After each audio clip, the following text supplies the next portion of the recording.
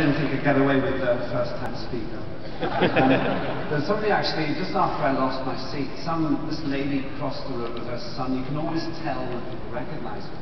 And she came across to me and I thought she was going to commiserate, but she uttered the immortal words, "Sorry to bother you, didn't you used to be Lembit Opik?"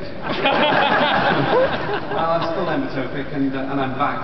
Having willfully tried to not come to conference, I came here. It's quite addictive. You think you've kicked the habit, you go to one fringe and then you end up on stage, but I'll maybe give up tomorrow. In the meantime, I want to talk about something which I discussed with you some years ago when I was the shadow energy spokesperson for the party. I was against nuclear power, but in fairness to the industry, I met with them, and I said I would spend 1 year looking at all the facts and then reporting back to you. I did that, and it caused me to change my mind. I'm here speaking in favour of lines 16 to 17, because I believe by leaving those in our policy, it gives our ministers the latitude to do something which we really have to do if we're going to have a credible energy policy, and that is to give them the space to have zero subsidy nuclear power new build. What I learned when I spent that year was, first of all, that nuclear power is relatively safe, though now's not the day to discuss that. But secondly, and crucially, they're not asking for handouts.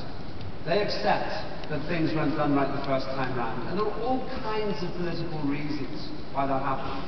But now they're saying, just let us do our job in the open market, and we'll do the rest. And I said to them, does that mean commissioning, operation, decommissioning, and contingency if things go wrong? And they said yes. To me, lines 16 and 17 are not detailed, as the previous speaker said, but directionally they indicate that we as a conference accept the strategic wisdom of our ministers in terms of these issues. Chris Roon, for example, I think is very insightful on these things. He's got one thing which I haven't got. He's got a job. No reasonable offer refused, by the way. But he's also got the responsibility, as all of our ministers have, to be credible.